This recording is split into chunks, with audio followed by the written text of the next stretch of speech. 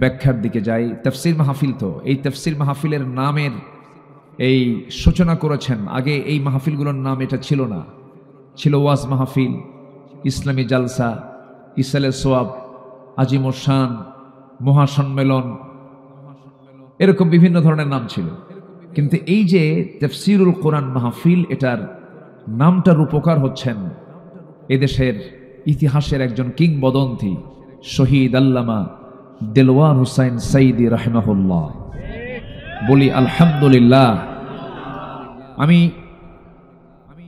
জেনে খুশি হবেন যে মাহফিলটা 18 বছর বন্ধ ছিল, দীর্ঘ 18 বছর চট্টগ্রামের প্যারেড ময়দানে আল্লামা সাইদ রাহিমাহুল্লাহ 1977 সালে প্রথম মাহফিল শুরু করেন।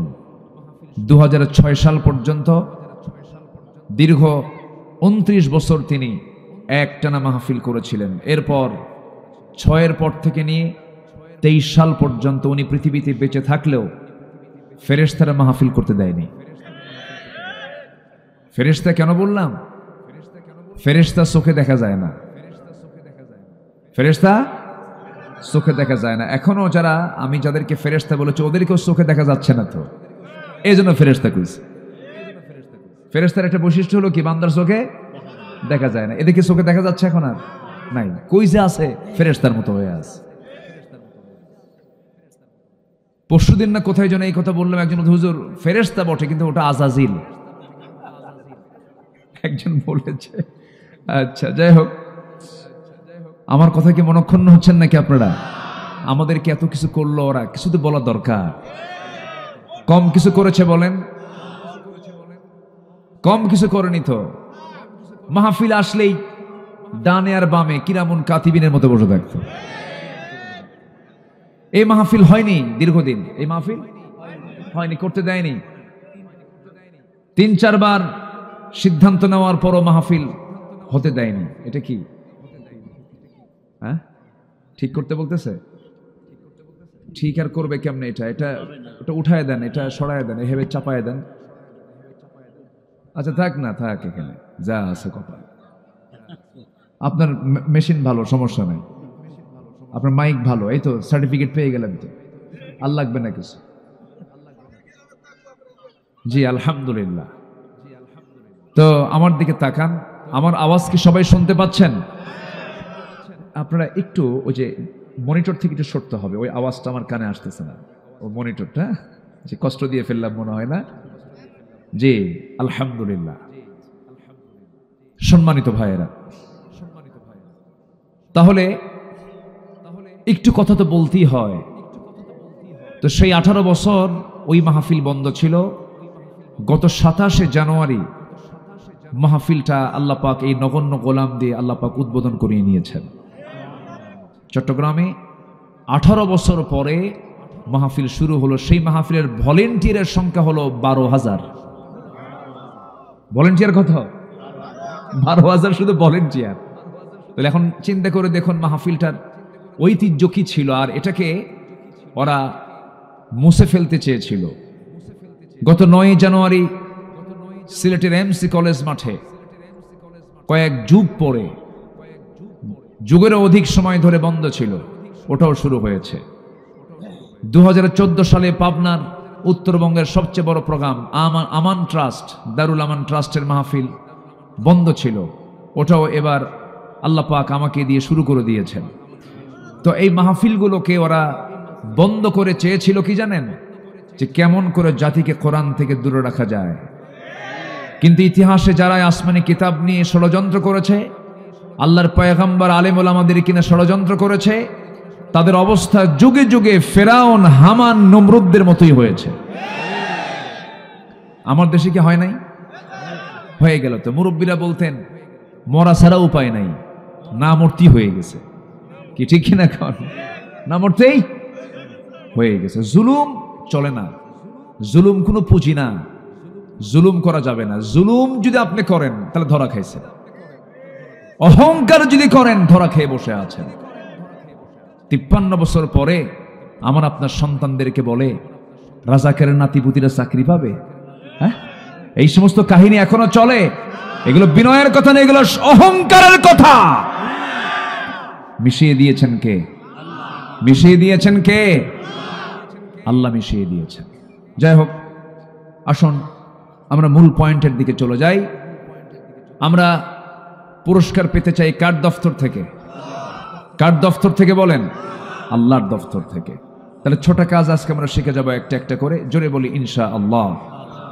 আল্লাহ রাব্বুল আলামিন বলেন, লাইসাল বিররা আন তুওয়াল্লু ফুজুহাকুম কিবালাল মাশরিকি ওয়াল মাগরিবি ওয়ালাকিন্নাল বিররা মান আমানা বিল্লাহি ওয়াল ইয়াউমিল আখির والملائكة والكتاب والنبيين وآتى المال على حبه ذوي القربى واليتامى والمساكين وابن السبيل والسائلين وفي الرقاب وأقام الصلاة وآتى الزكاة والموفون بعهدهم إذا عاهدوا والصابرين في البأساء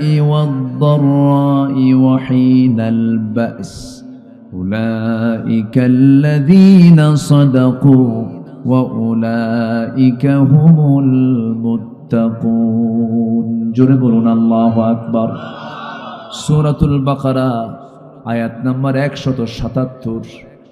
আল্লাহ রাব্বুল আলামিন বান্দাকে বলছেন, ঠাকঠুক মেরে তুমি তোমার চেহারা তুমি কিবলামুখী করেছো, পূর্ব অথবা পশ্চিম দিক, আর ভাবতেছো আমি বিশাল বড় সফল হয়েছে। না না, প্রকৃত সফল যদি হতে চাও, প্রকৃত মুত্তাকি যদি হতে চাও, প্রকৃত পুণ্যবান যদি হতে চাও, এই 6টা কাজ তুমি তোমার জীবনে বাস্তবায়ন করো। আমি আল্লাহ নিজে তোমাকে সিদ্দিক আর মুত্তাকি খেতাব ভূষিত করব। জোরে বলেন সুবহানাল্লাহ। সম্মানিত ভাইয়েরা, কোরআন এমন একটা কিতাব যে কিতাবে প্রশ্ন আল্লাহ পাক দিয়েছেন, উত্তরও দিয়ে দিয়েছেন। প্রশ্ন দিয়েছেন, উত্তরও দিয়েছেন। পরীক্ষার কোনো হলে কি প্রশ্ন উত্তর দুটো একসঙ্গে থাকে? শুধু কি দেওয়া থাকে? প্রশ্ন। আর কোরআনে আল্লাহ পাক জান্নাত পাওয়ার জন্য প্রশ্নও দিয়েছেন, উত্তরও দিয়েছেন। কেউ তো সুবহানাল্লাহ বললেন না। আল্লাহ উত্তর দিয়ে দিয়েছেন, যা তোর প্রশ্ন দিলাম, উত্তরও দিলাম, রেডি কর, জান্নাতে যা। জোরে বলি সুবহানাল্লাহ। কিন্তু বান্দা তাও উত্তর লেখে না, তাও প্রস্তুতি নেয় না। এটাই তো বান্দার সমস্যা। সম্মানিত ভাইয়েরা, কোরআন তো এমন একটা কিতাব যা শুধু নামাজের কথা বলে না, আনুষ্ঠানিক কিছু শুধু ইবাদতের কথা বলে না, সব সমস্যার সমাধানে কোরআন সবার আগে। জোরে বলি সুবহানাল্লাহ। এমন কোন দিক নাই যে দিকে কোরআন কথা বলেনি। জোরে বলি সুবহানাল্লাহ। সব বিষয়ে কোরআনের বক্তব্য আছে না নাই? অস্পষ্ট না সুস্পষ্ট? সুস্পষ্ট বক্তব্য আছে। কিন্তু কোরআন নিয়ে আমার দেশে কিছু কিছু বুদ্ধিজীবীদের একটি অ্যালার্জি আছে, একটি সমস্যা আছে। এরা বলে কি জানেন, কোরআনকে আপনারা কেন রাজনীতির মধ্যে নিয়ে আসেন? এটা ধর্মীয় কিতাব, ওরা চুরি করবে, বুঝলেন না? ওদের ধান্দা হচ্ছে আবার চুরি করা। বলে যে কোরআন হচ্ছে ধর্মীয় কিতাব, এটাকে আপনারা আবার এইগুলো আবার এই রাজনীতির দিকে নিয়ে আসেন কেন? রাষ্ট্রনীতির দিকে। রাষ্ট্র আর ধর্ম তো আলাদা জিনিস। যে বলবে রাষ্ট্র এবং ধর্ম আলাদা জিনিস, ওই চেঙ্গিস খান। ও কি খান বল? চেঙ্গিস খান কি ছিল? স্বৈরাচার শাসক ছিল। আমার দেশে চেঙ্গিস খান তো বিদায় নিছে, এখন নাই আর। হায় রে হায়, কি করলো? এমন কোন আলেম নাই যে আলেমের নামে মামলা ছিল না 16 বছর। আমার 2018 সালে এই কি হয়েছে, ওনাকে কিচ্ছু বলেন না, ও থাকুক। ওদেরকে যত পাগলা নাও ঢুলাস না, পাগলা না নৌকা নৌকা ঢুলাস না। আমার তো মনই ছিল না। বিষয়টা এরকম না। কিছু কিছু ব্যক্তি আছে যাদের সঙ্গে বেশি কিছু করতে গেলে আরো হিতে বিপরীত হয়ে যায়। থাকুক, ও থাকুক। আপনারা কৌশল বোঝেন নাই তো, ওর হাতে কিছু বাদাম দেন, অথবা একটা জুস দিয়ে দেন, অথবা একটা অফার দেন। না অফার দিয়ে টানলি কি যাবে নাকি? তাই একটু অফার দিতে হয়। আচ্ছা আমার দিকে তাকান এখন। 2018 সালে, হ্যাঁ 2018 সালে আমার বাড়ি প্রায় 250 পুলিশ দিয়ে ঘেরাও করলো। আমি বিশাল বড় সন্ত্রাসী তো, ঘেরাও করলো। ঘেরাও করে আমার ধরে নিয়ে থানায় জমা দিল, বুঝলেন নাই? আমি অফিসারের সামনে, ওসির সামনে বসে আছি। আমার সাথে খারাপ আচরণ করেনি ওই ওসি, আমাকে দেখে সালামি দিলেন। সালাম দিয়ে বলেন, হুজুর খুব লজ্জা পাচ্ছি। কিছুক্ষণ পর দেখি তার চোখে পানি। বললাম, আপনি কাঁদেন কেন? হুজুর আমি আপনার খুব ভক্ত। কে ধরছেন কেন? হুজুর ধরছি কি আমি, উপর থেকে চাপ আসে, কি করব, বাধ্য হচ্ছে হুজুর। চাকরি বাঁচান তো ফরজ। আমি বললাম, ইমান বাঁচান তো নফল। মামলা একখান দিয়া ঢুকায় দিল, কোর্টে নিল, জামিন নামঞ্জুর করলো। এত বড় আসামি, বুঝলেন, জামিন নামঞ্জুর। ঢুকায় দিল জেলখানায়। ঢুকলাম, দেখি মুরব্বী একটা সামনে দাঁড়ানো, 80 থেকে 85 বছর বয়স, আমার দিকে সালাম দিয়া খুব খুশি আমাকে দেখে। বলতেছে, হুজুর আপনি জেলখানায় ঢুকছেন? খুব খুশি হলাম। তো বললাম, ঢুকলাম জেলখানায়, খুশি হলেন আপনি, এটা কেমন কথা? হুজুর মাহফিল শুনতে যাই, কত দূর থেকে ওয়াজ শুনি, কাছে পাই না, মুসাফা করতে পারি না, এত সুন্দর কাছাকাছি ধরা দিলেন, দোয়া করি আপনি ভিতরেই থাকেন। তো বললাম যে আপনি কেন এই বুড়া বয়সে নাতিপুতি থুয়ে এই জায়গায় আসছেন? তো বলে যে, হুজুর আমি কি করব, আর আমি তো আসতে চাইনি, আমারে পাঠায় দিছে। কেন? আমি নাকি বোমা হামলা করেছি, বোমা হামলা। বলতেছে, বাবা আমি নাকি এই বুড়া বয়সে, আচ্ছা বলেন তো, উনি বলতেছে আমাকে, আপনি বলেন তো এই 85 বছরের বয়সে আমি কি বোমা হামলা করতে গেলে জায়গা মতো পড়বেন, আমার মাথায় পড়বে? হাতেরই ফিটনেস নাই তার। এইভাবে তারা 16 বছর গোটা দেশকে একটা জেলখানা বানিয়ে ছেড়েছিল। বিশেষ করে জগতের শ্রেষ্ঠ সন্তান আলেমদেরকে তারা যে বিকৃত আচরণ করেছে, যে লোমহর্ষক আচরণ করেছে, এটা নিকটবর্তী জালিম শাসকদের ইতিহাসে খুবই বিরল। এটা উচিত হয়নি। যদি অনুতপ্ত হন তারা, ভালো, অনুতপ্ত হলে ভালো, তওবা করে ফিরে আসেন। আমরা আপনাদের মতো না, আমাদের কলিজা এত ছোট না, আমরা উদার, আমরা মাফ করতে জানি। আল্লাহ পাক আমাদেরকে মাফ করা শিখিয়েছেন, আমরা মাফ করতে জানি। কিন্তু নতুন করে কোন নাটক সাজাবেন না, নতুন করে ষড়যন্ত্র করবেন না, হাত পা ভেঙ্গে গুঁড়ো করে দেওয়া হবে। ওরা যা পারে আমরা তা পারবো না, তো আমরা মাফ করতে শিখেছি, আমরা জানি এটা। কিন্তু যদি ভুল অনুতপ্ত হন তো ভালো কথা, আল্লাহ তুমি তাদেরকে বোঝার তৌফিক দিয়ে দাও। জোরে বলি আল্লাহুম্মা আমিন, আরো জোরে বলি আল্লাহুম্মা আমিন। সম্মানিত ভাইয়েরা, তাহলে ঠাকঠুক মেরে কয়েকটা সেজদা দিলেই কিন্তু ইমানদার হওয়া যায় না। প্রকৃত ইমানদার হওয়ার জন্য লাগবে হলো 6টা পুঁজি। কয়টা পুঁজি লাগবে? 6টা পুঁজি লাগবে। আসুন একটা একটা করে বলি। এর মধ্যে 1 নম্বর পুঁজি হলো ইমান আনা। কি আনা বলেন তো? হয়তো অনেকে বলবেন, হুজুর এত সস্তা বিষয় তো জানি আমরা, কিন্তু ইমান এটা সহজ কোনো বিষয়। এটা হচ্ছে মূল মাদার। একটা মানুষের বডির ভিতরে গুরুত্বপূর্ণ অংশ কি বলেন তো? মাথা। মূল অংশ কি বলেন তো? মাথা। মাথা থাকলেই একটা মানুষের অস্তিত্ব বোঝা যায়। মাথা নাই আর কি কোনো কিছু দাম আছে? না। তো একটা মানুষের জীবনের যত আমল আছে এর মধ্যে মূল বিষয়টা কি বলেন তো? ইমান। এই জন্য আল্লাহ পাক প্রথমে ইমানটা টেনেছেন। আমার বন্ধুগণ, ইমানটা কেমন ইমান আনতে হবে? যে ইমানের মধ্যে কোনো প্রকার ক্যান্সার থাকা যাবে না, কোনো প্রকার সেখানে জার্ম রাখা যাবে না, শিরিক মিশ্রিত ইমান আনা যাবে না, বেদাত মিশ্রিত ইমান আনা যাবে না, ফ্রেশ ইমান আনতে হবে। যেমন করে ইমান এনেছেন আম্বিয়ে কেরাম, সাহাবে কেরাম রাদিয়াল্লাহু তাআলা আলাইহিম আজমাইন, ওই রকম ইমান আমাকে আপনাকে আনতে হবে।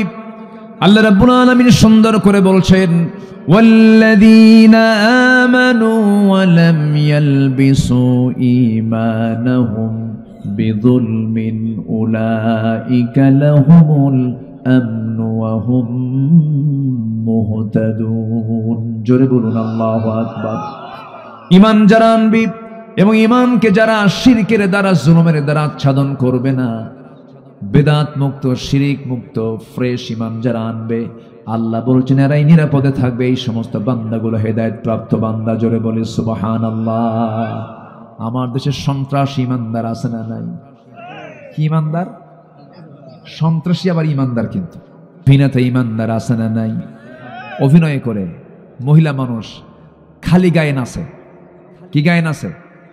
খালি গায়ে উলঙ্গ হয়ে নাচে। আবার ওমরায় যায়, ওমরায় গিয়ে সেখান থেকে ফেসবুক লাইভে এসে বলে, প্রিয় দেশবাসী, আমি ওমরায় করতে এসেছি, আপনারা আমার জন্য সবাই মিলে দোয়া করবেন। প্রিয় দেশবাসীর কাছে আমি দোয়া চাই, আমি যেন ওমরার কাজ সম্পূর্ণ করে দেশে ফিরে যেন সিনেমার বাকি কাজ সম্পূর্ণ করতে পারি। তাহলে এরাও কিন্তু অভিনেতা ইমানদার। কি কি কি কি কি বলেন তো? অভিনেতা ইমানদার, সন্ত্রাসী ইমানদার, এরকমও আছে। এগুলো কি ইমানদার বলে না?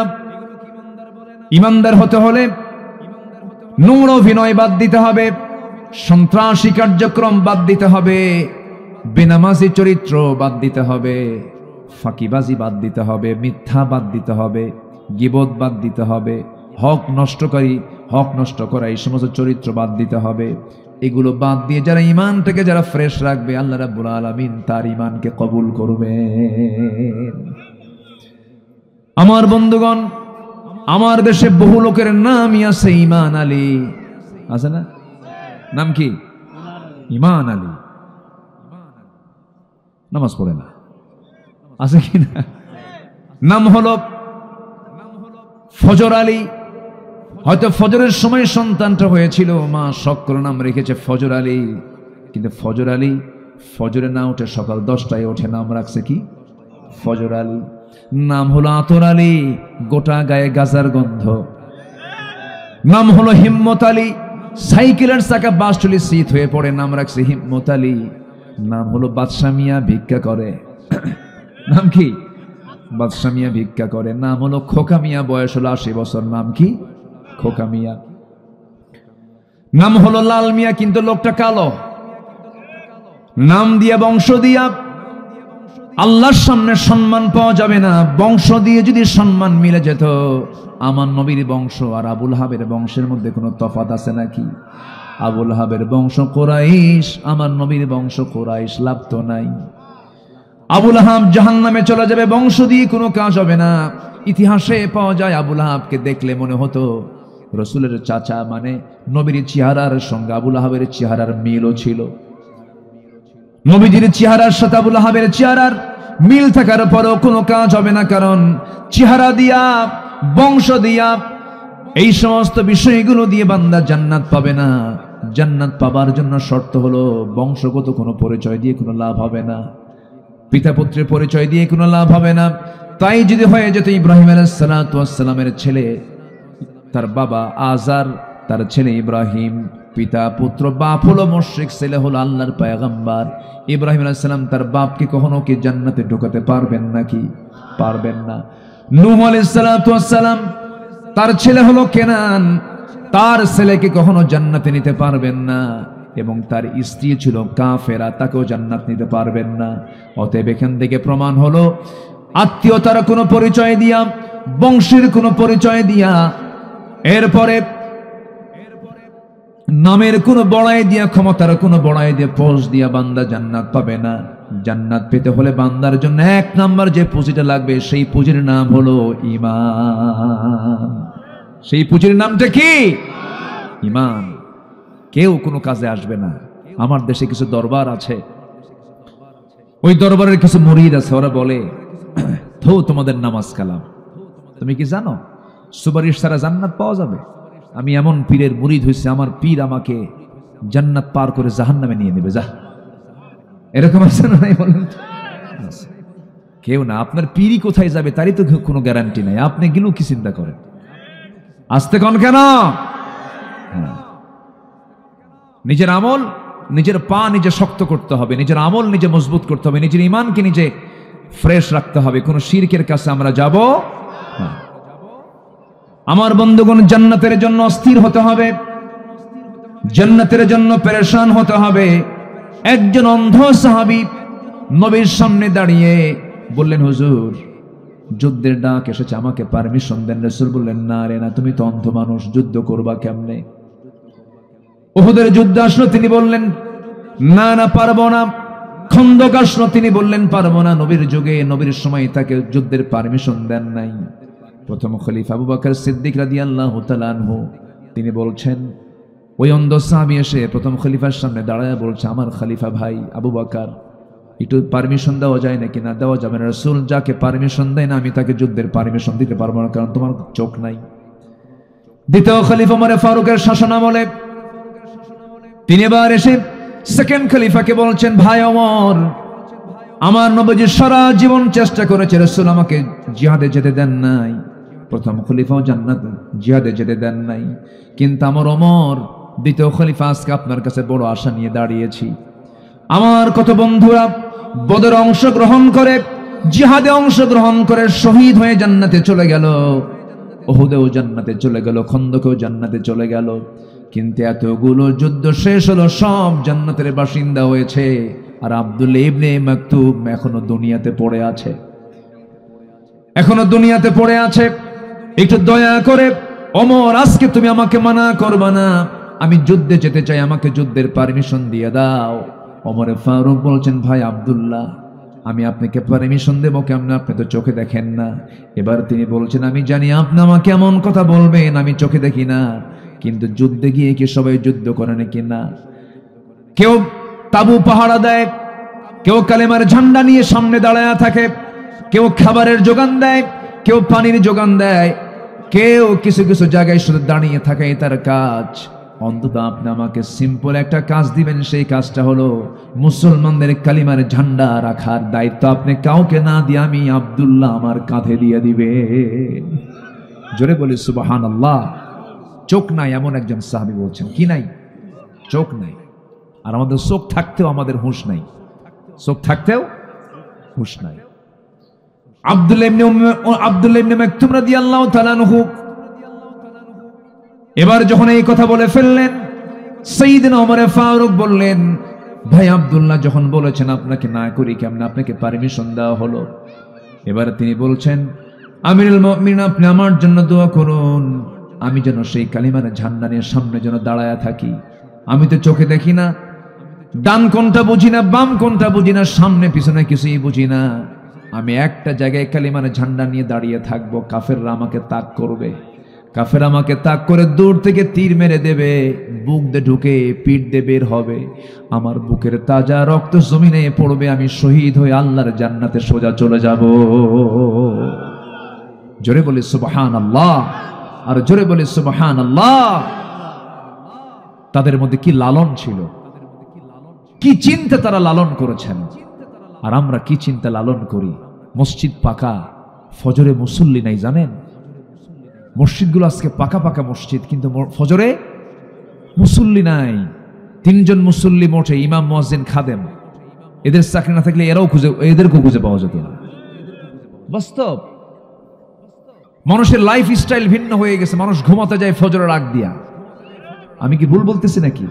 সারা রাত নিজের ফেস না দেখলেও ফেসবুকের ফেস দেখে, সারা রাত দেখে, 3টার দিকে ঘুমিয়ে পড়ে, ফজর গেল, ফজর পড়ে না। আপনি কি জানেন ফজরের আগ দিয়ে শয়তান একটা ওয়াজ করতে আসে বান্দার কাছে? শয়তান কি করতে আসে? ওয়াজ করতে আসে। শয়তানও কিন্তু ওয়াজ করে।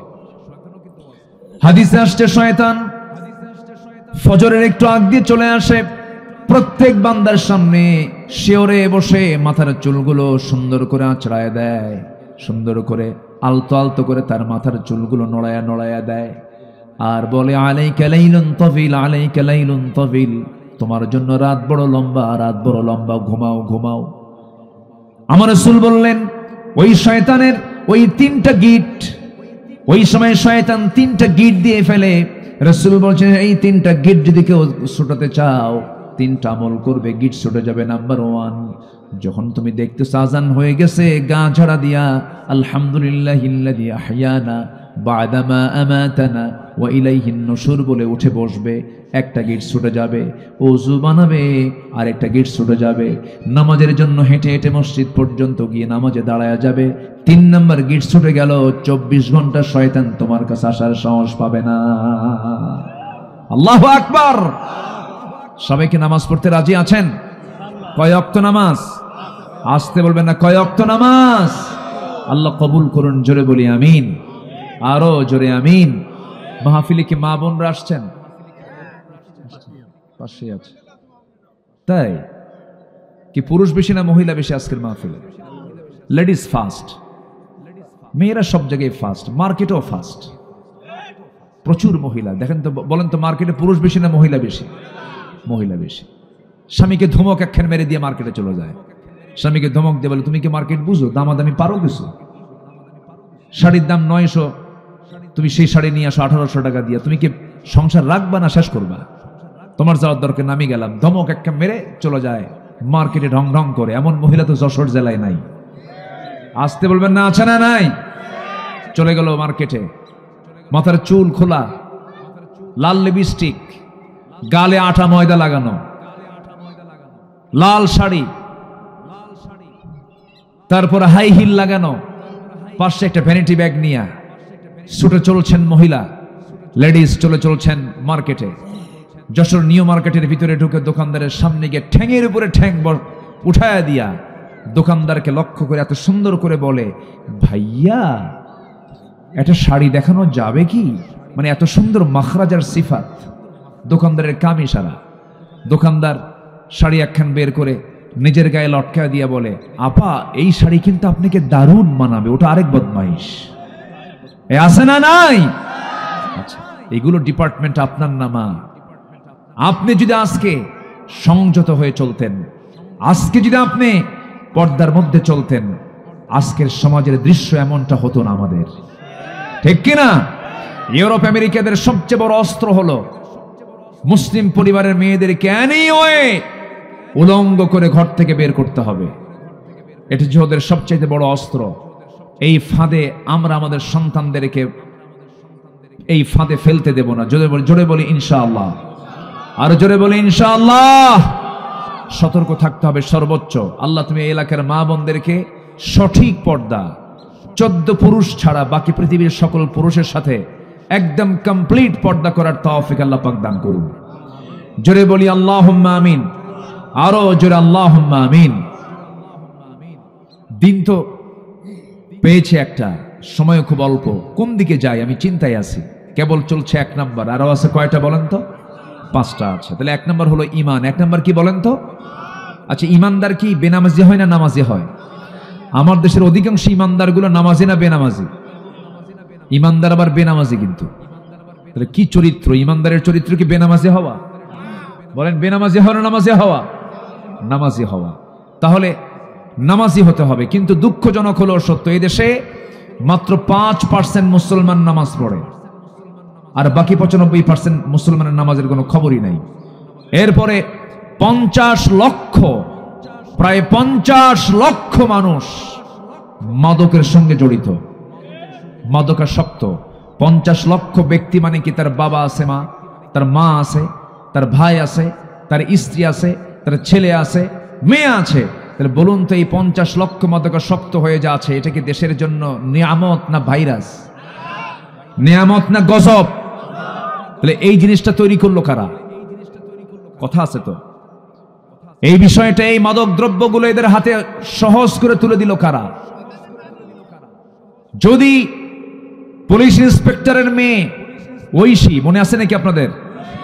ঐশীকে যদি ফাঁসির রায় দেয় তার মাকে হত্যার জন্য, সেই ঐশীর হাতে যারা ইয়াবা তুলে দিয়েছে তাদেরকে 10 বার ফাঁসি দেওয়া দরকার ছিল।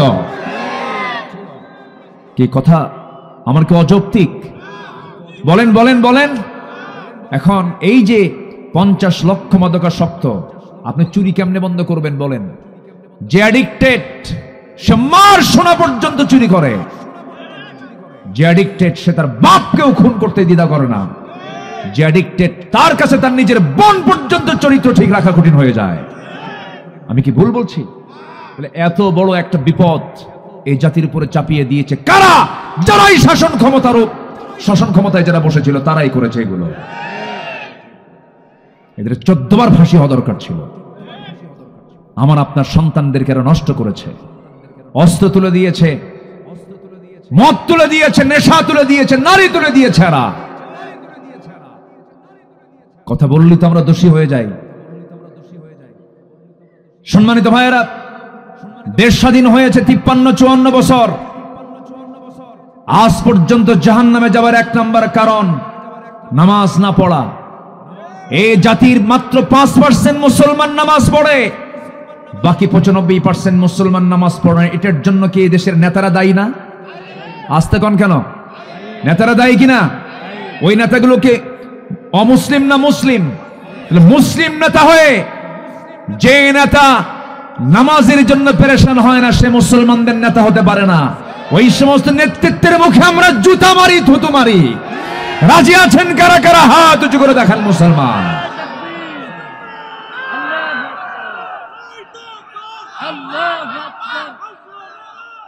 সংসদে আলো, আল কোরআনের আলো। আল্লাহু আকবার। আল্লাহ কবুল করুন, জোরে বলে আমিন, আরো জোরে আমিন। যার ঘরে একটা মাদকাসক্ত ছেলে আছে, এটা যে কত বড় জাহান্নাম উনি বুঝেন। রেখে দিয়েছে ড্রয়ারে টাকা, নাই 10 মিনিট পর পাশের বাড়ির মহিলার কানের দুল নাই, আরেকজন প্রতিবেশীর ছাদের কাপড় নাই, অথচ ওই ছেলে ছিল সম্ভ্রান্ত পরিবারের সন্তান। কিন্তু এগুলো কেন করেছে? ওই মাদকাসক্ত তাকে এই চরিত্রহীন বানায় দিয়েছে। তাহলে বলুন, এটা কি শুধুমাত্র বিপদ না বড় বিপদ? এরকম করে আমার দেশের প্রতিবেশী যারা, প্রতিবেশী রাষ্ট্র, এই প্রতিবেশী, এরা দিয়েছে হলো ভালো একটা খাবার দিয়েছে, ড্রিঙ্কস, ফ্যান্সি ডিল, সহজ করে দিয়েছে। ওইদিকে মায়ানমার দিয়েছে বিসি বিসি, ওই যে দানা দানা, ইয়া বাবা ইয়া বাবা। ওদিক থেকে বাবা দিল, এই দিক থেকে মা দিল, জাতি শেষ। আমরা এমন প্রতিবেশী পেয়েছি, রাসূল বলেছেন সেই লোকটার কপাল বড় ভালো যার প্রতিবেশীটা ভালো, যার প্রতিবেশীটা ভালো। আমরা ভৌগোলিকভাবে এমন দেশের নাগরিক, ফিলিস্তিনও ভৌগোলিকভাবে আরব এত বড় বিপদে নাই। ফিলিস্তিনের চতুর্দিকে আরব রাষ্ট্র আছে, তাদের ভৌগোলিক অবস্থান এত খারাপ নয়। মুসলিম শক্তি এক হলে পরে ইহুদিরা মুহূর্তের মধ্যে মাটির সঙ্গে মিশে যাবে। কিন্তু আমরা এমন দেশের নাগরিক যার চতুর্পাশে মুশরিক, সামনে হলো দরিয়া, মরা ছাড়া উপায় নাই। আমাকে আপনাকে গর্জে উঠতে হবে বাতিলদের মোকাবেলায়, ঠিক কিনা? জ্বলে উঠতে হবে নিজের শক্তি নিয়ে, আল্লাহর সাহায্য নিয়ে। সাহায্য করবেন কে? আসতে বলবেন না, সাহায্য করবেন কে? আমাকে বাঁচাবেন কে? আল্লাহ আমাকে বাঁচাবেন। সম্মানিত ভাইয়েরা, অনেক কথাই আছে, একটু একটু করে বলছি। শহরতলির মানুষ আপনারা, যশোর সদর শিক্ষিত জনপদ, আমি চেহারা দেখি টের পাচ্ছি সবাই সচেতন মানুষ। কথাগুলো শোনেন, কাজে লাগবে। আগামীর নেতৃত্ব আমরা দেখতে চাই নামাজের নেতৃত্ব, আগামীতে দেখতে চাই আমরা কোরআনের নেতৃত্ব। যা এই জাতি পেয়েছে সব শুধু ধোঁকা দিয়েছে, আমরা ধোঁকায় পড়তে চাই না। আমরা এখন কোরআন দেখব, ইসলাম দেখব, সৎ দেখব, নামাজি নেতৃত্ব দেখব। আল্লাহ কবুল করুন, জোরে বলি আমিন। সম্মানিত ভাইয়েরা, ঈমান আনবো 1 নাম্বার, মনে থাকবে তো সবার? জোরে বলি ইনশাআল্লাহ। নামাজি ঈমান না বেনামাজি ঈমান? বলেন বলেন। হ্যাঁ, সুদযুক্ত ঈমান না যাকাতওয়ালা ঈমান? যাকাতের না সুদের? বলেন আমরা কিসের? যাকাতের যাব না সুদে যাব? যেখানে যাকাত থাকবে সেখানে সুদ থাকবে না। আমার দেশে যাকাত আছে না সুদ আছে? সুদ আছে, তবে যশোরে সুদ নাই। আছে, সুদ আছে, বেশি বলার দরকার নাই। গোটা দেশের এক চিত্র একই, সুদ টাকার বামে তাকায়। ওই সেনা 2 টাকা দিয়া বলে আল্লাহ সোয়াব দাওয়ার না দাও থোয়ার জায়গা নেই। এটি কি প্রিয় মাল খরচ করা? এটি কি প্রিয় মাল খরচ করা হলো? আমার নবীজি মক্কা থেকে মদিনায় হিজরত করলেন, মক্কা থেকে মদিনায় হিজরত করলেন। কি মামুর বাড়ি বেড়াতে গেছেন? আমার নবীর মামুর বাড়ি কোথায়? মদিনা। কিন্তু মামুর বাড়ি বেড়াতে যান নাই, তিনি হিজরত করতে বাধ্য হয়েছেন। পিটন খেয়েছেন আমার রাসূল, মার খেয়েছেন সাহাবায়ে কেরাম। আমার নবীজি যখন মক্কা ছেড়ে যাচ্ছিলেন, 53টা বসন্ত পার করেছেন কাবার সাথে। 53।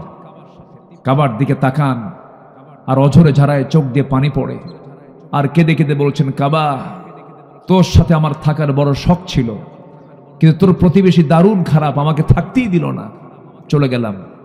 আমার নবীজি মদিনার উদ্দেশ্যে রওনা দিলেন। মিলিয়ন মিলিয়ন টাকার মালিক সাহাবীরা ব্যবসা ছেড়ে দিয়ে, বউ ঈমান আনে বউকে ছেড়ে দিয়ে, সন্তান ঈমান আনে সন্তানকে ছেড়ে দিয়ে নবীর সঙ্গে হিজরত করে মদিনায় চলে গেছে।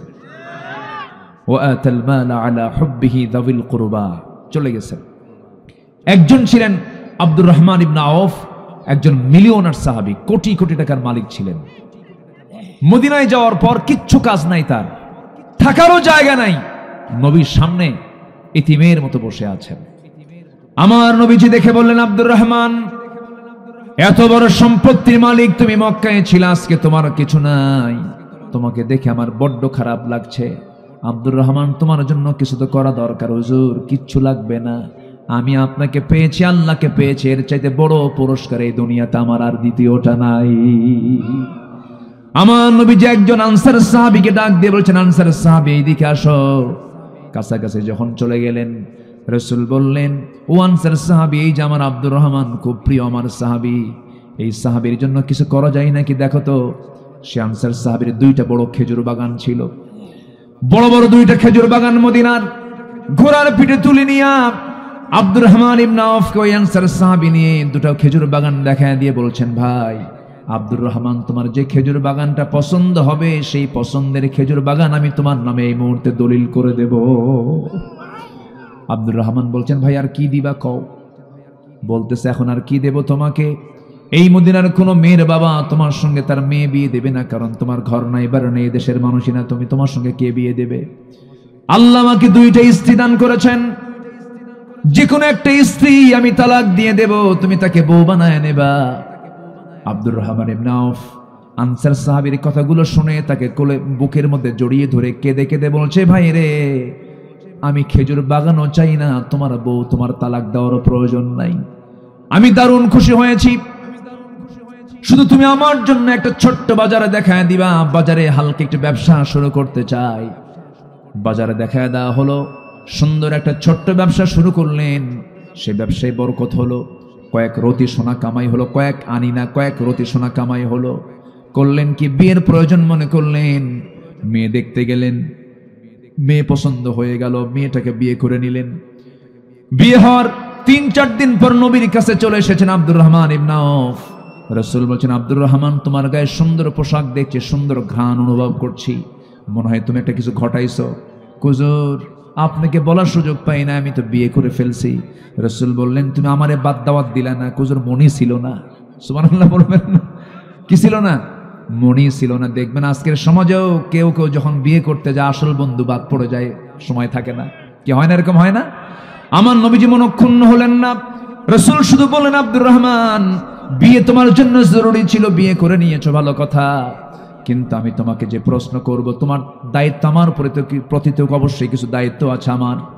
সেটা হলো, তুমি যে বিয়ে করেছো, টাকাটা পাইলা কোথায়? তোমার কাছে তো টাকা পয়সা নেই, বিয়ের জন্য তো টাকা লাগে, মোহরনার টাকা দিতে হয়। হুজুর, ব্যবসা করেছিলাম, কয়েক রতি সোনা কামাই করেছি, সেই সোনা কামাইয়ের টাকাটাকে মোহরনা বানায়া বিয়ে করে বউটাকে রানী বানায়া ঘরে আনছি।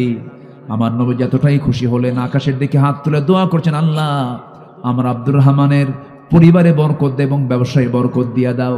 আল্লাহ আমার রাসূলের দোয়াটা এমন সুন্দর করে কবুল করলেন। আব্দুর রহমানের পরিবারে আল্লাহ পাক শেষ পর্যন্ত, মৃত্যুর শেষ দিন পর্যন্ত তার পরিবারে 13টা সন্তান তিনি দুনিয়া থেকে রেখে গেছেন।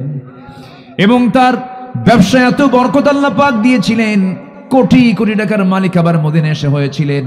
তাবুক যুদ্ধের দিন সম্পদের পরিমাণের দিক থেকে সবচেয়ে বেশি সম্পদ দান করেছেন আব্দুর রহমান ইবনে আওফ। তিনি 3 বস্তা সোনা দান করেছিলেন। কয় বস্তা? টাকা না, কিন্তু 3 বস্তা কি দিছিলেন? সোনা। আল্লাহু আকবার। আমার বন্ধুগণ, আব্দুর রহমান ইবনে আওফ মদিনায় গেলেন। এই যে সাহাবীদের ভিতরে যে উদারতা, এই যে প্রিয় জিনিস খরচ করার যে মানসিকতা, এটা একটা ইমানদারের জীবনের বৈশিষ্ট্য। প্রকৃত পণ্য হতে হলে, প্রকৃত পণ্যবান হতে হলে প্রিয় মালের প্রতি খরচ করার চাহিদার দরকার আছে না নাই বলেন? আছে। এটা একটা ইমানের সফল হওয়ার জন্য, সিদ্দিক হওয়ার জন্য গুরুত্বপূর্ণ একটা আমল। নাম্বার 3 হলো, আল্লাহ রাব্বুল আলামিন সুন্দর করে বলছেন, ওয়া আতাল মালা আলা হুব্বিহি যাবিল কুরবা ওয়াল ইয়াতামা والمساكين وابن السبيل জোরে বলুন আল্লাহু আকবার مساكين وابن السبيل والسائلين وفي الرقاب নাম্বার 3 হলো ওই সমস্ত বান্দাগুলো সেদিন সে সিদ্দিক হয়ে যাবে, মুত্তাকি খেতাব পেয়ে যাবে। নাম্বার 3 হলো যারা নামাজকে কায়েম করবে। নামাজ কি করবে বলেন? নামাজ যারা কায়েম করবে। শুধু নামাজ পড়লেই হবে না, এতক্ষণ ধরে নামাজ পড়ার কথা শুনেছি, এখন নামাজ কায়েমের কথা আল্লাহ পাক বলছেন। নামাজ কায়েম করার দায়িত্ব একার না সবার। আসতে বলবেন না, একার না সবার। আমি কি আলোচনা শেষ করে দেব? আলোচনা চালাবো? দুই একজন করে ওঠার একটু চিন্তা করতেছেন, বসেন। আর এখানে বাদাম নিয়ে আসছে কে? বাদাম বাবা ও একটু ব্যবসা নষ্ট হয়ে গেল তাহলে, তাই না আব্বা? হ্যাঁ, ও বাদাম নিয়ে আসছে, ভাবতেছি এত লোক পাবো কোথায়। বসে থাকো বাবা, আলোচনার পরিবেশ নষ্ট হয়ে যায়। ওরও চিন্তা যে আমার ব্যবসায় যেন আজকে ভালো একটা চাঙ্গা ভাব আসে, ওর জন্য কষ্ট হচ্ছে। পরে যদি পারেন ওর বাদামটা নিয়ে নেই, বাদাম আলা কই? ও ভয়ে বসে গেছে, ও আর উঠতেছে না। আচ্ছা, আমার দিকে তাকান। মানে কোরআন শোনার জন্য শর্ত হচ্ছে দুটো কাজ, একটা হচ্ছে চুপ থাকা, আর এটা হচ্ছে মনোযোগ সহকারে শোনা। এটা কার হুকুম বলেন তো? আমরা কি এটা জনসভায় আসছি না ইবাদতের জন্য আসছি এখানে বলেন তো? এটা কি জনসভা না ইবাদতের জায়গা? ইবাদতের জায়গা। এই জন্য এখানে সবকিছু নট অ্যালাউ, সবকিছু চলবে না এই জায়গায়। সম্মানিত ভাইরা, নামাজ কায়েম করতে হবে। নামাজ তো পড়বই আমরা। নামাজ যদি আজকে কায়েম থাকতো, বলেন এই সমাজে সুদ থাকতো, এই সমাজে মদ থাকতো, এই সমাজে জেনার লাইসেন্স থাকতো?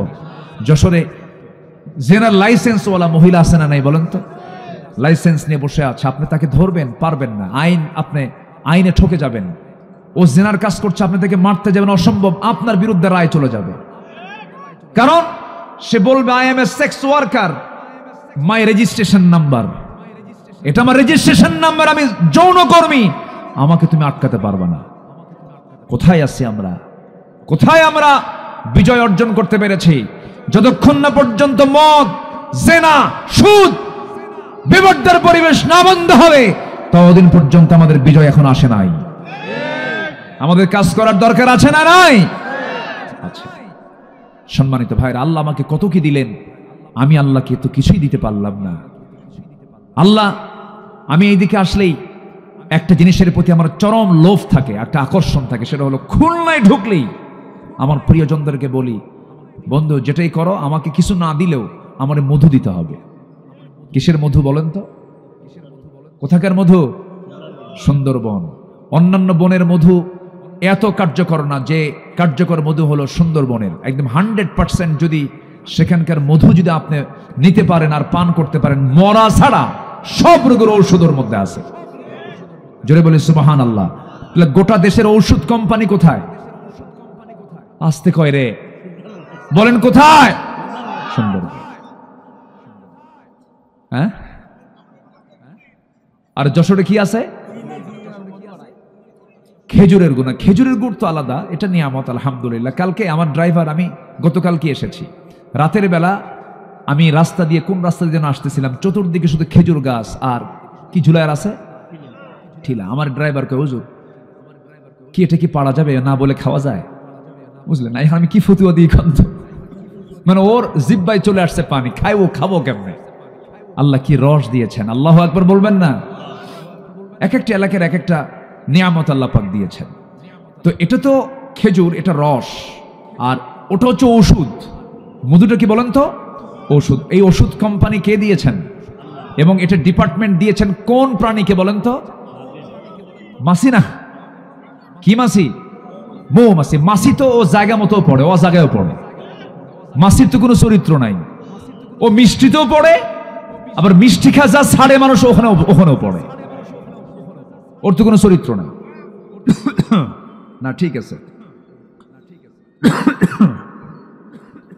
কিন্তু মৌমাছি স্পেশাল। আলু সব জায়গায় চলে, আলুর চপ, আলু ভর্তা, আলু ঘাটি, আলুর ডাল সব জায়গায় চলে, আলুর দম। কিন্তু মিষ্টি আলু কি 10 জায়গায় না এক জায়গায়?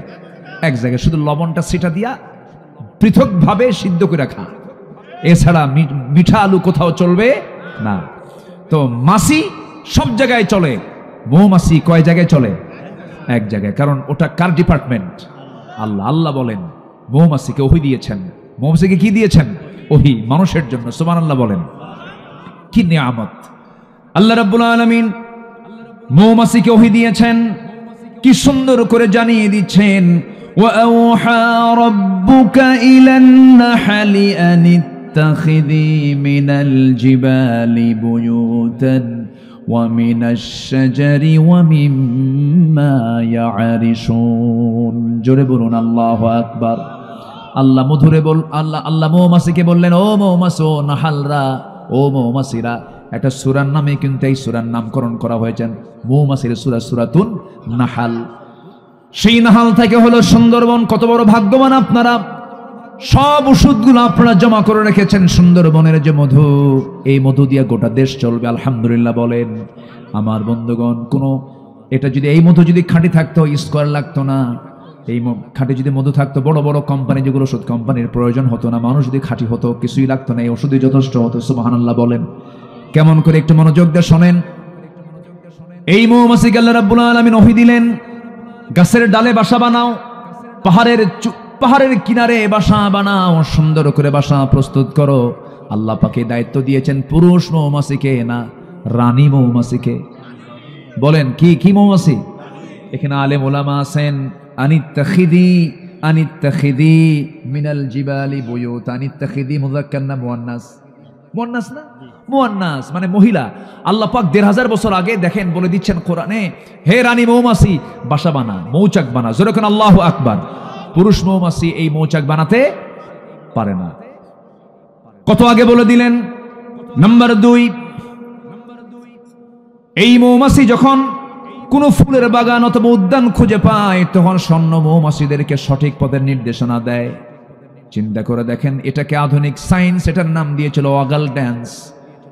একজন ১৯৭৩ সালে একজন বিজ্ঞানী কার্ল ভ্রন, সে নোবেল পুরস্কার পেয়েছে এই মৌমাছি মৌচাককে ঘিরে গবেষণা করে, সে নোবেল পুরস্কার পর্যন্ত পেয়েছে। এই যে দিক নির্দেশনা দিল আল্লাহ রাব্বুল আলামিন ১৫০০ বছর আগে, এই কথাটা সুন্দর করে জানিয়ে দিচ্ছেন। আল্লাহ রাব্বুল আলামিন বলেন, সুম্মা কুলি মিন কুল্লিস সামারাতি ফাসলুকি সুবুলা রাব্বিকি যুলুলা। জোরে বলুন আল্লাহু আকবার। তুমি প্রত্যেক ফল থেকে আহার করো এবং তুমি তোমার রবের সহজ পথে চলো। আল্লাহু আকবার। কি সুন্দর করে আল্লাহ রাব্বুল আলামিন বলছেন। নাম্বার ৩ হলো, এটাই শেষ নয়, বর্তমান সময়ে বিজ্ঞানীরা নিখুঁতভাবে গবেষণার মাধ্যমে প্রমাণ করেছেন আসলে মধু বের হয় মৌমাছির পেট থেকে। মৌমাছির পেট থেকে মধু বের হয়, মৌমাছির পেট থেকে মুখে নিয়ে সে পেটে ঢুকায়, সে পেট থেকে বের করে সে মৌচাকে ভরে ফেলে। জোরে কোন সুবহানাল্লাহ। আবার এই মৌমাছিটা আল্লাহ রাব্বুল আলামিন তার পেট থেকে যে বের হয়, কোরআন বলে দিচ্ছে, ইয়াখরুজু মিন বুতুনিহা শারাবুন মুখতালিফুন আলওয়ানুহু ফীহি শিফাউন লিন-নাসি ইন্না ফী যালিকা লাআয়াতান লিকাওমিন ইয়াতাফাক্কারুন। জোরে বলুন আল্লাহু আকবার। আল্লাহ রাব্বুল আলামিন কত আগে এই তথ্যগুলো জানিয়ে দিলেন। আমার বন্ধুগণ, পুলিশ মৌমাছি আছে, কিছু অ্যাডমিনিস্ট্রেশন চালায়, প্রশাসন চালায়, মৌচাকের দরজায় দাঁড়ায়া থাকে। সেই দরজায় দাঁড়ায়া থেকে সে লক্ষ্য করে কোন মৌমাছিগুলো মধু আনতে নিয়ে তাদের পায়ের মধ্যে জার্ম আছে, ময়লা আছে। এই ময়লাওয়ালা যে মৌমাছিগুলো মধু আনতে নিয়ে যদি এই ময়লা নিয়ে যদি ভিতরে ঢুকে যায়, মৌচাক নষ্ট হয়ে যাবে, মধু নষ্ট হয়ে যাবে। ৪-৫টা পুলিশ মৌমাছি ওই ময়লাওয়ালা বহন করা মৌমাছিকে কামড় মেরে মেরে ফেলে দিয়ে মৌচাককে পরিষ্কার রেখে দেয়। জোরে কোন সুবহানাল্লাহ। ওয়া আওহা রাব্বুকা ইলান নাহলি। আল্লাহু আকবার বলে। এখানে শুধু শেষ নয়, এই এলাকায় ১ কেজি মধুর দাম কত? হ্যাঁ, মাত্র ৮০০। কি কয়? আচ্ছা ঠিক আছে, ধরেন ১২০০ই ধরেন। আচ্ছা, চিনি মধু, আসল মধু কম। আচ্ছা আমার বন্ধুগণ, তাহলে এখন তাকান, ১ পাউন্ড মধু যদি কেউ বানাতে চায়, পৃথিবীর কেউ তো বানাতে পারবে না। বানানোর জন্য, মধু বানানোর জন্য দায়িত্ব দিয়েছেন কাকে বলেন? কারণ মধু তৈরি হতে লাগলে কার পেট লাগবে? বলেন, তাহলে ও ছাড়া তার উপায় নাই। আচ্ছা, এই 1 পাউন্ড মধু বানাতে 550 মৌমাছিকে প্রায় 20 লাখ ফুলে ভ্রমণ করতে হয়। 1 পাউন্ড মধু বানাতে 550 মৌমাছিকে 20 লাখ ফুলে ভ্রমণ করতে হয়। আল্লাহু আকবার বলবেন না? আচ্ছা গেল। যেখানে একটা কর্মী মৌমাছিকে 80,000 কিলোমিটার পথ অতিক্রম করতে হয়, একটা গবেষণার তথ্য মতে প্রায় দেখা যায় 1 পাউন্ড মধু বানাতে 14.5 লাখ কিলোমিটার পথ অতিক্রম করতে হয় 550 মৌমাছিকে, যা গোটা পৃথিবী 3 বার ঘুরে আসা যাবে।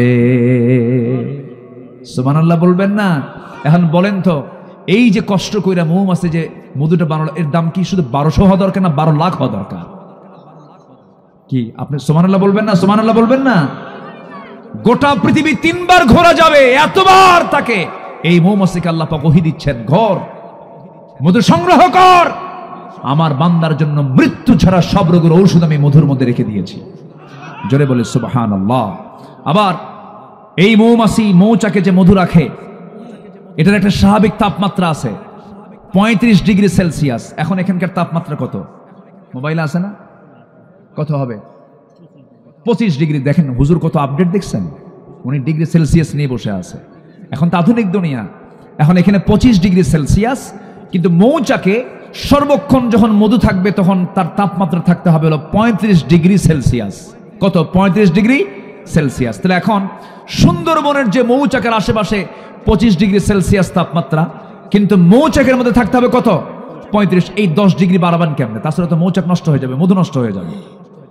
বিজ্ঞান বলতেছে যদি এমন অবস্থা সৃষ্টি হয়ে যায়, যদি তাপমাত্রা বেশি প্রয়োজন মনে হচ্ছে, তখন তাপমাত্রা যদি কম থাকে 30 ডিগ্রিতে যদি নেমে আসে, তখন মৌমাছিগুলো সবাই একত্রিত হয়, তাদের ডানাগুলো ঝাঁপিয়ে ঝাঁপিয়ে তাপমাত্রা তারা বৃদ্ধি করে নেয়। জোরে কোন সুবহানাল্লাহ। আবার যখন বেশি হয়ে যায়, বেশি বেড়ে গেল, তাপমাত্রা 40 ডিগ্রি হয়ে গেছে, তখন আবার তারা ওই ডানাগুলোকে উল্টা দিকে ঝাপটায় ঝাপটায় তাপমাত্রা কমায়া ফেলে। জোরে বলি সুবহানাল্লাহ। আল্লাহ আছে? আল্লাহ দেখে, আমারে দেখে। আল্লাহ বলল তুই মধু খা, আর আমরা মধুর মধ্যে ঢুকায় দিলাম চিনি। আল্লাহ কয় ওরে ফাঁসি দিয়া মার। আস্তে কোন কোন জোরে কোন, ঠিক কিনা? কত বড় অপরাধ হতে পারে। তাহলে দেখেন দেখেন এই মধুর ভিতরে যদি কেউ কোনো কিছু ঢুকায়, এর চাইতে বড় আসামি এই জমিন আর আছে কোন?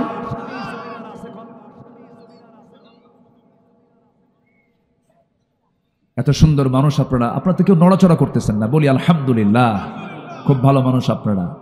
আমাকে শেষ করতে হবে খুব দ্রুত।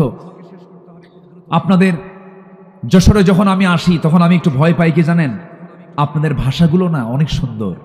বলি আলহামদুলিল্লাহ। আমার একটা কথা যশোরবাসীর জন্য, জি হ্যাঁ হ্যাঁ হ্যাঁ, যশোরবাসীর জন্য আমার একটা ভাষা খুবই, আমার একটা কথা খুবই মানে ভাইরাল বলবো না, এটা সবার কাছে সবার মুখে মুখে হয়ে গেছে। সেটা হলো যশোর তো যশোরই। আমার একটা কথা প্রচার আছে, আমি যশোরের ভাষাকে খুব পছন্দ করি, খুবই লাইক করি।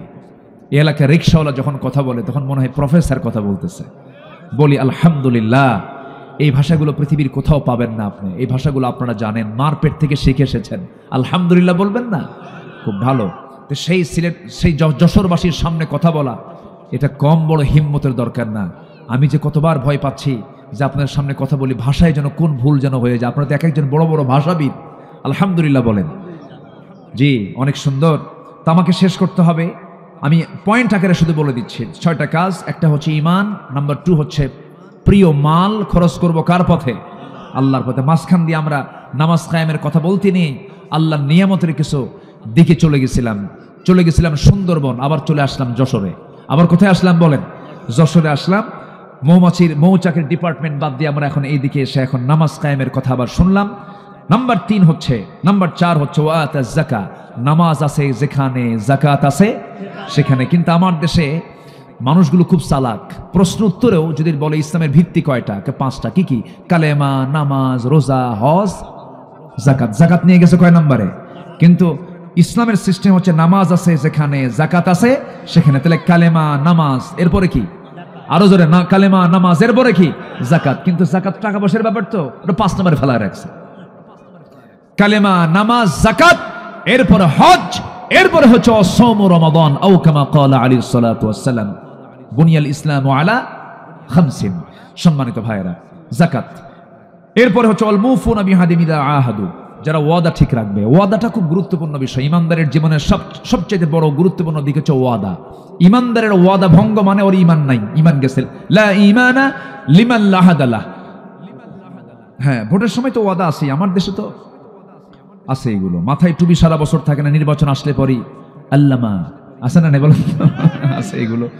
এগুলো অভিনয়। জনগণ এখন বুঝে গেছে, জনগণ এখন সচেতন ভাই, এখন জনগণ সচেতন, ঠিক কিনা? অনেকটাই সচেতন। আচ্ছা, এরপর আস-সাবিরিনা ফিল বাসা ওয়াদ-দাররা, সুখে দুঃখে বিপদে পড়লো ধৈর্যের পরিচয় দেওয়ার কথা বলছেন কে? আসতে বলবেন না, কে বলেছেন? কে বলেছেন? ধৈর্য। ধৈর্য ছাড়া উপায় নেই। অসুখ হয়েছে ধৈর্য, ঋণ হয়েছে ধৈর্য, ব্যবসা মন্দা ধৈর্য, বউ কথা শোনো না তাও ধৈর্য, সন্তান চলে গেছে অন্যদিকে তাও ধৈর্য। সবটা জায়গায় ইমানদার ধৈর্যের যদি পরিচয় দিতে পারে, আল্লাহ বলছেন এটাই হচ্ছে সত্যবাদী। জোরে বলেন সুবহানাল্লাহ। এক মহিলা সেদিন আমাকে ফোন দিয়ে বলতেছে, হুজুর আমার স্বামী আমারে সকালেও তালাক দেয়, বিকেলেও তালাক দেয়, আমি কি আসি না নাই? কিছু কিছু স্বামী আছে না নাই এরকম, বলেন তো? আচ্ছা, সকালেও তালাক দেয়, বিকেলেও তালাক দেয়, মানে এত রাগ খাটায় দিল না। এগুলো ধৈর্যের। আপনি যদি চ্যুতি ঘটান, আপনার ঈমানটা নষ্ট হয়ে যাবে। এই 6টা কাজ যারা করবে, আল্লাহ বলছেন উলাইকাল্লাযীনা সাদাকু, এরাই হচ্ছে সত্যবাদী। জোরে বলেন সুবহানাল্লাহ। উলাইকা হুমুল মুত্তাকুন, এরাই হচ্ছে মুত্তাকি। জোরে বলি আল্লাহু আকবার। একটা লোক নড়বেন না।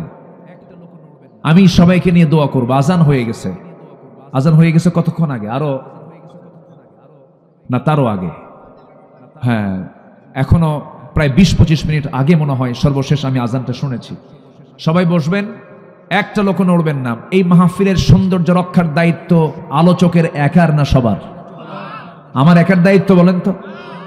আপনিও এই মাহফিলকে সৌন্দর্য রক্ষার জন্য এগিয়ে আসবেন। একটা লোক নড়বেন না। একটা বাগানের ফুল যেমন সৌন্দর্যকে বাড়িয়ে দেয়, একটা মাহফিলের সৌন্দর্য বাড়িয়ে দেয় হলো শ্রোতা মণ্ডলী। নড়াচড়া করবেন না, সবাই বসবেন, একসঙ্গে আমরা দোয়া করব। বসেন। তো এই মাহফিল তারা মাঝখানে বন্ধ রেখেছিলেন, পারেন নাই, বন্ধ রাখতে বাধ্য হয়েছিলেন। তো এখানে মাহফিল কমিটি তারা পিছনে ঈদগাহ নিয়ে তারা একটা প্ল্যান করেছেন। না, ঈদগাহ কোথায়? এখানে বেশ কিছু রড দেখা যাচ্ছে, রডগুলো পুরাতন হয়ে গেছে। তো তারা একটু প্ল্যানে আছেন এই বিষয়টা নিয়ে, এটাও আপনার মাথায় রাখবেন ইনশাআল্লাহ। আর যুব সমাজ, আজকের এই এলাকার যুব সমাজ, তারা এই মাহফিলটার আয়োজনের ডাক দিয়েছে। আলহামদুলিল্লাহ বলেন। গ্রামবাসীরা ডাক দিয়েছে, অনেক মা বোন মাহফিল আসছেন। একটু ব্যাগ নিয়ে যদি আপনার কাছে যায়, রাগ করবেন আপনারা? কি রাগ করবেন? ঈদগাহের জন্য না, ঈদগাহের জন্যই তারা চাচ্ছেন। তাহলে নামাজের জন্য, ঈদগাহ তো নামাজের জায়গা, তো আপনি আল্লাহর জন্য নামাজের জায়গা করে দিবেন, আল্লাহ আপনাকে জান্নাতের জায়গা করে দিবেন। একদম আল্লাহ তাআলা নিজে ওয়াদা করছেন এটা। তো ব্যাগ যাবে 2 থেকে 3 মিনিট, যে যা পারি। আমি কাউকে জোরারোপ করবো না, একটু মোহাব্বত করে দিল থেকে সবাই দিবেন। জিকির করেন সুবহানাল্লাহ। জি, আমরা কেউ উঠবো না। এখানে মুখে আজান হবে, আমি বলে দিচ্ছি, এখানে মুখে আজান হবে, মাইকে না, মুখে আজান হবে। যাদের ওযু আছে, আজান হওয়ার সঙ্গে সঙ্গে তারা কিবলামুখী হয়ে দাঁড়িয়ে যাবেন। যাদের ওযু নাই, ওযুর ব্যবস্থা আশেপাশে আছে, ওযু করবেন, নামাজ পড়বেন। মুনাজাতের পর কেউ একটা লোক উঠবেন না। জিকির করেন সুবহানাল্লাহ। নামাজ পড়ার জন্য একই টাইমে ওই যে মসজিদের সামনে যারা ময়দান না পড়ে তারা ওখানে পড়তে। এখানে মসজিদের জায়গা আছে, মসজিদের জায়গা হবে না এখানে আমার মনে হয় এখানে পড়লে ভালো হবে। যাদের ওযু আছে এখানে দাঁড়াবেন। জি জি, আমরা সবাই বসে। আমি কিন্তু উঠতে বলিনি, আপনি উঠলেন কেন? একটু বসেন না, একটু বসেন, বসেন প্লিজ। আপনি দিয়েন না, আপনি যদি না দিতে চান সমস্যা নাই, কিন্তু আপনি বসেন ভাই। একদম করজোরে মিনতি জানাচ্ছি, চাইতে গেলে যদি দৌড় মারেন এটা কেমন হলো? একটু বসেন। জিকির করেন সুবহানাল্লাহ আলহামদুলিল্লাহ। আরো জোরে লা ইলাহা সুবহানাল্লাহ আলহামদুলিল্লাহ। আরো জোরে লা ইলাহা ইল্লাল্লাহ সুবহানাল্লাহ আলহামদুলিল্লাহ। দেখছেন অবস্থা, দেখছেন অবস্থা। না না না, আমরা এখন দোয়ার দিকে যাব। আমরা চাইবো কার কাছে বলেন তো? যে ভলেন্টিয়ার ভাইয়েরা একটু মেহেরবানি করে সবার হাতের কাছে যান, একটু চাদর টাদর নিয়ে গেট মেটে একটু দাঁড়ান। অনেকে আসলে তো এখন বিকেলের সময়, বাজারের সময়, ব্যস্ততার সময় অনেকে যাচ্ছেন, আমরা মনক্ষুণ্ণ হয়নি। মাহফিলের আলোচনা পর্যন্ত পিনপতন নীরব হয়ে শুনেছেন। আমি অনেক খুশি হয়েছি। আল্লাহ তুমি এলাকাবাসীকে কবুল করো, জোরে বলি আল্লাহুম্মা আমিন। আমরা এখন দোয়ার দিকে যাব। আমরা চাইবো কার কাছে? কথা বলেন, সালাম বিনিময় করুক। আচ্ছা, অল্প কিছু বলে। জি আসুন আমরা আল্লাহর কাছে চাইবো। সবাই বলে সুবহানাকা আল্লাহুম্মা ওয়া বিহামদিকা আশহাদু আল্লা ইলাহা ইল্লা আনতা আস্তাগফিরুকা ওয়া আতুবু ইলাইকা। আসুন আমরা দোয়া করি। আল্লাহুম্মা আমিন। ربنا ظلمنا أنفسنا وإن لم تغفر لنا وترحمنا لنكونن من الخاسرين। মিষ্টি বিকেল গধূলি বেলা হাজারো মুসলমান নরনারী নিয়ে তোমার কালাম থেকে প্রকৃতি ইমানদার কারা, সত্যবাদী কারা, মুত্তাকি কারা, তোমার চোখে যাদের পছন্দ এই সমস্ত কিছু গুণ নিয়ে আলোচনা করেছি। কাঙ্গাল ভিখারির মতো দুটো হাত পেতেছি। আল্লাহ গুনার দিকে নজর দিও না, বান্দা মনে করে তামাম জিন্দেগীর সমস্ত গুনাহগুলোকে মেহেরবানি করে মাফ করে দাও। জনম দখিনী মা, জনম দখি বাপজান যারা চলে গেছেন, জিন্দেগীর গুনাহগুলো মাফ করে দাও, কবরগুলোকে জান্নাতের টুকরা বানায়া দাও। রব্বির হামহুমা কামা রব্বায়ানি সগীরা, রব্বির হামহুমা কামা রব্বায়ানি সগীরা। অনেক আলোচনা শেষ করে বাড়ি ফিরবো, সব দেখবো, কিন্তু মার ঘরে মাকে পাবো না রে, বাবার ঘরে বাবাকে পাবো না। বাপ মা যারা চলে গেল, জিন্দেগীর গুনাহগুলো মাফ করো, কবরগুলোকে জান্নাতের বাগিচা বানাইয়া দাও। বিশেষ করে মাহফিলটার আয়োজন করলেন যারা, শোনার জন্য কষ্ট করে আসলেন যারা, বিনিময়ে কিয়ামতের কঠিন ময়দান যেদিন কেউ কাউকে চিনবে না, এমনকি মা সন্তানকে পর্যন্ত অস্বীকার করে বসবে, যেদিন মানুষ কাঁদতে কাঁদতে চোখের পানিগুলো ফরে যাবে, চোখ থেকে রক্ত বের হওয়া শুরু হয়ে যাবে, সেই কঠিন মুসিবতের দিন এ মাহফিল সবার জন্য নাজাতের মাধ্যম তুমি আল্লাহ বানাইয়া দিও। তোমার বান্দাগুলোকে নিয়ে এমন সময় হাত তুলেছি, মুসলমানদের পায়ের তলায় মাটি নাই। ফিলিস্তিনকে বাঁচাও, মুসলমানদের বাইতুল আকসা তুমি আল্লাহ মুসলমানদের হাতে তুলে দাও। বাংলার জমিনে ওমরের মতো একটা শাসক তুমি আমাদেরকে উপহার দিয়ে দাও। আয় আল্লাহ তাআলা, দুনিয়া থেকে কোন দিন বিদায় নেব জানি না, মালাকুল মউত কোন দিন আসবে কেউ তো আমরা বলতে পারি না। ডান হাতে আমলনামা না আসা পর্যন্ত আমাদের মরণ দিবা না। মালাকুল মউত একদিন তো চলে আসবে রে, টেনে হেঁচড়ে জান কবজ করে নিয়ে চলে যাবে। 24 ঘন্টা লাগবে না, মাথার চুলগুলো খসে খসে পড়বে। 3 দিন লাগবে না, চামড়াগুলো গলে গলে পোকার পেটের খাবার হবে। মাত্র 7টা দিন পেটের নারী বলে সব চোখ মুখ কান নাক বের হওয়া শুরু হয়ে যাবে। মাত্র 3টা মাস কবর খনন করে যদি দেখা হয় কয়েকটা হাড় ছাড়া কিছুই খুঁজে পাওয়া যাবে না রে। সে অন্তিম মুহূর্ত যখন চলে আসবে, জবানে জারি করে দিও কালো জয়ী কালিমা তাইয়্যিবা লা ইলাহা ইল্লাল্লাহু মুহাম্মাদুর রাসূলুল্লাহ। আসসালামু আলাইকুম ওয়া রাহমাতুল্লাহি ওয়া বারাকাতুহু। ওযু আছে যাদের, কিবলামুখী হয়ে যান তারা। ওযু নাই যারা, ওযু করে নেন। নামাজটা ফরজ মনে করে যেন সবাই আদায় করতে পারে, এই তৌফিক সবাইকে আল্লাহ পাক দান করুন।